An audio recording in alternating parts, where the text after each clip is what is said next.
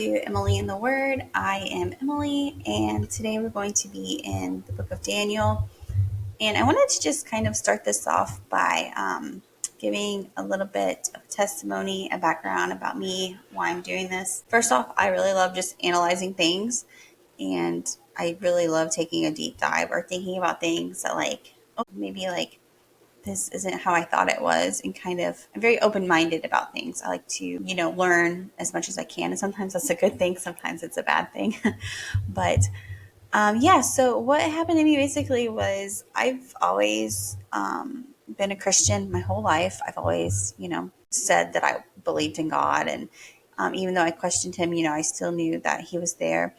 A few weeks ago, really, I felt the Holy Spirit for the first time in my life. He came over me. And that was a really big thing because I had always heard, oh, I have such this joy and such this peace. But, I've been to church. I go to church. I pray. I try to read my Bible. I've never felt this joy or this peace that people, and I can't even say it, nothing happened. I think I had been struggling with some things, especially forgiveness of my sins, just being human and falling and stuff like that. So I think it came to a head where the Holy Ghost, I finally just gave it all to the Lord, and the Holy Ghost entered me, and I've been joyous and on fire for God like I have never been in my life.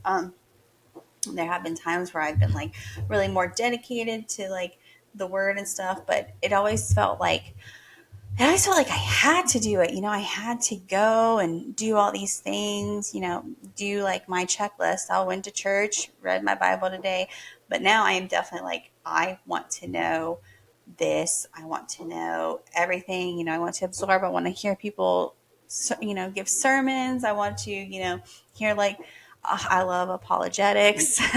I love when people debate the Bible, different viewpoints. So that's kind of my mentality and stuff. So that's what led me to this. And I've been reading the book of Daniel. It's really brought some profound things to me. I just wanted to basically share them with you. I've only read the first 5 chapters, to be honest, but just that alone has really just kind of opened the door. And what it's revealed to me is Nebuchadnezzar's struggle with God, because I feel like that is so culturally where we are. Nebuchadnezzar has seen many, many miracles from the Lord, but he just it's he just wakes up and then forgets about them. It's oh, yep, that happened, but I'm still going to be prideful and do this. The Bible is just so connected to what's happening today, even though it was written, so long ago. It impresses me really. But let's get to Nebuchadnezzar. So if you're not familiar with the book of Daniel, Daniel is taken from Jerusalem, and he is in Babylon. I'm just going to be paraphrasing and kind of summarizing because it is important, but it's, I'm not going to read it word for word. You can go read that yourself. I highly recommend you do that. Anyways, okay, so if you were captured by the Babylonians, they took the most affluential, the most creative, the most talented people, and they brought them back so that they could surround the king and, make that part of their civilization better. Where we see Nebuchadnezzar at is chapter 2, the first part of it. So Nebuchadnezzar has this dream. The Lord has given him this dream. But he is at a place where he kind of doesn't know who to trust, really. He's very apt that people might be just telling him things, and he doesn't want to just blindly follow them. He says to his astrologers, sorcerers, enchanters, I've had this dream. And they're all oh yes, king, tell us your dream, and then we will interpret it. And Nebuchadnezzar says, no, that's not how this is going to work. You're going to tell me the dream, and then you're going to interpret it. And they start saying, only the gods themselves who gave you this dream, they will be able to interpret it for you. Kind of bringing to light that they have no clue. And they believe that no one except the gods can, do what he is requesting. It's so supernatural on on that level. that nobody can do it. Nebuchadnezzar is just getting so fed up. He's like, I'm about to like kill you guys. So it said, this made the king so, let me back up. So it says, what the king asks is too difficult. No one can reveal it to the king except the gods, and they do not live among men. And then this made the king so angry and furious that he ordered the execution of all the wise men of Babylon. So the decree was issued to put the wise men to death, but men were sent to look for Daniel and his friends to put them to death. Then Daniel gets there because he's obviously one of these wise men, these affluent people, along with his friends. And Daniel's like, wait, no, let me just, let me get with my God and see what he says. So Nebuchadnezzar's like, fine, go. You have until tomorrow. So Daniel and his friends, they go and they pray.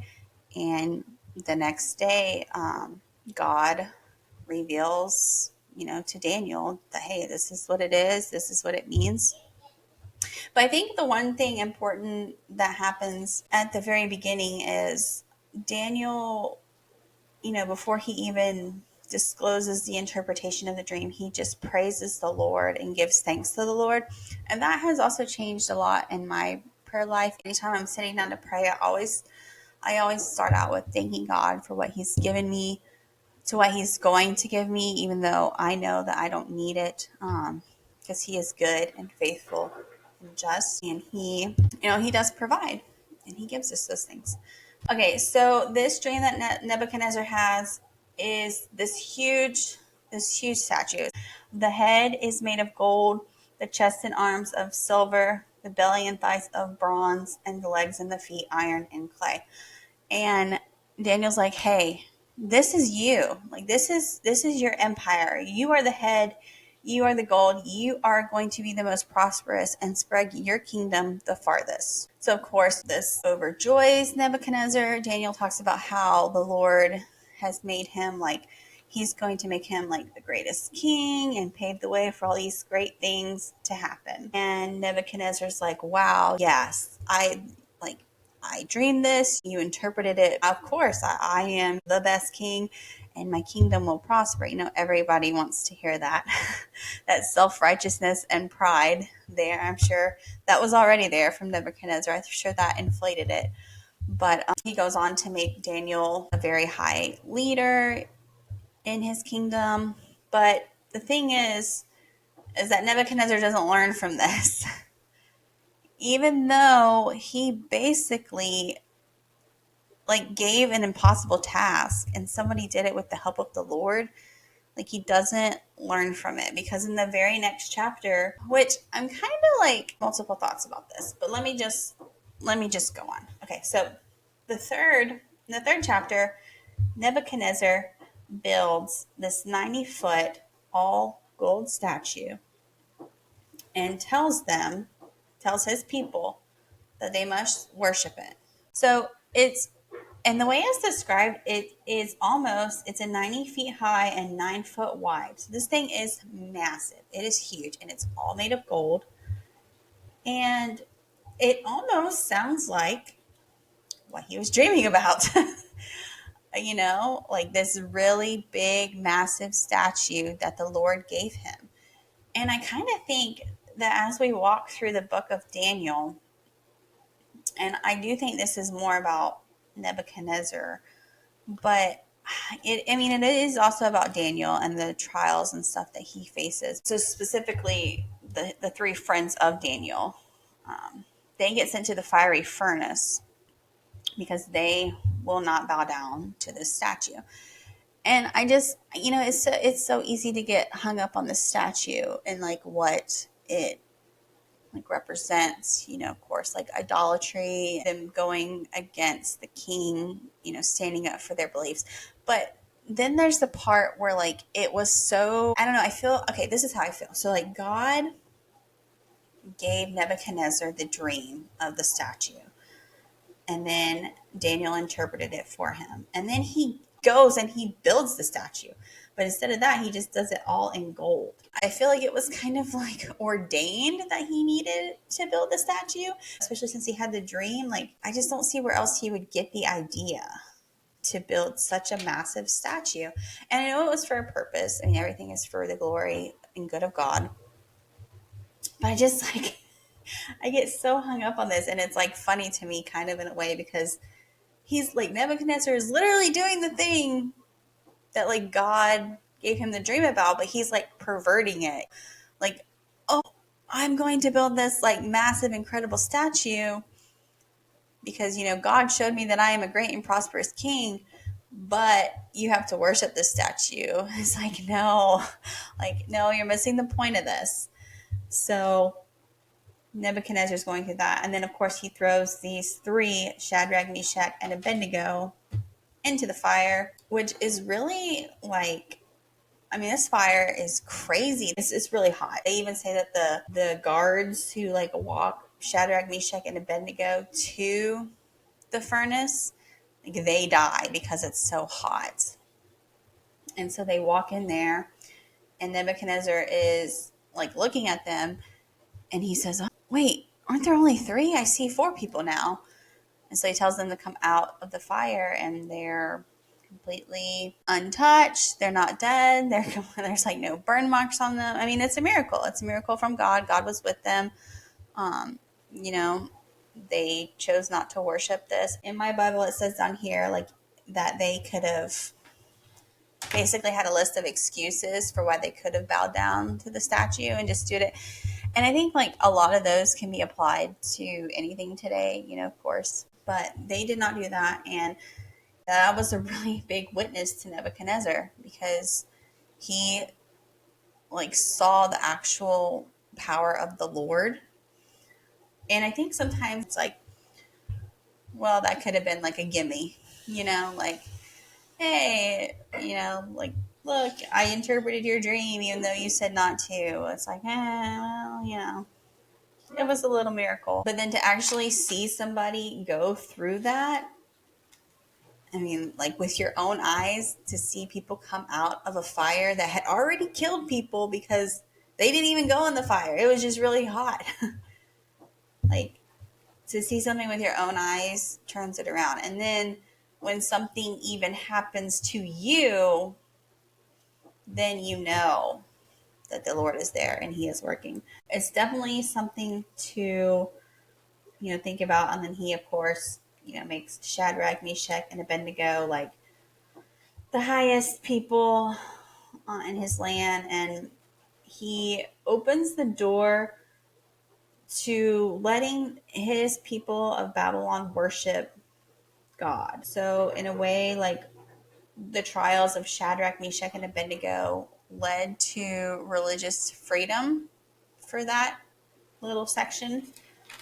So I think that was the purpose for that. So going back, I think Nebuchadnezzar was still struggling. He is the king of a great nation. And at the end of the fourth chapter, he basically goes crazy. It says that he was driven away from people and ate grass like cattle. His body was drenched with the dew of heaven until his hair grew like the feathers of an eagle and his nails like the claws of a bird. At the end of time, I, Nebuchadnezzar, raised my eyes toward heaven, and my sanity was restored. Then I praised the Most High. I honored and glorified him who lives forever. So like I said, it starts like this one thing, like, oh, here's this little sprinkle, and then you see it with your own eyes. But then he doesn't actually like believe in the Lord until something actually happens to him. I think that's a very powerful testimony. Of course, Daniel in this is full of just like a lot of wisdom himself. But I think Nebuchadnezzar's journey is like a really great pinpoint thing you can give non-believers or people who are even questioning. It's almost like, what is it going to take for you to come to the Lord? Like, is it like the first thing where it's like somebody like said this to me? Or is it, hey, I saw this? Or are you one of those people where it's like, no, this has to happen to me, for it to actually sink in? Because I think that's kind of where I was on my journey, where it's like, luckily I didn't have to like be turned into like cattle, pretty much. I think I just had like a lot of confirmations from different people in my life that this, that God was real and it was true. So I think luckily it was at the first stage where like people kind of talked and inspired me to get there. So yeah, I would definitely like encourage people on their faith to kind of look into this, especially read Daniel and see what Nebuchadnezzar's journey was like, because like I said, it is very just influential and so relevant to today's culture. I think anybody, you could apply it to any situation, be it money or, sex, drugs, alcohol. Because really it's like what is your idol? What is the thing you're prideful and won't hold on, you won't release and give it to God? And then hopefully they will. Thank you for joining me on my first podcast. I'm like super excited and nervous at the same time. I mean, really, it's just like me talking to myself pretty much at this point. Father God, thank you. Thank you for giving us the word. Thank you for being a good father. You are high and you are mighty, but you are just and you are fair. And all of these things are good. And we want to bring you glory and glorify your name. And we want to thank you for giving us Jesus Christ, who died on the cross for us. I just bless everybody who hears this message. I pray that you are working in them the same way you are working in me, and that we can go out and spread the gospel and give people the best news ever. And that you can just let us be a vessel to whatever you have for us and in us. Amen. Thank you guys so much. Bye.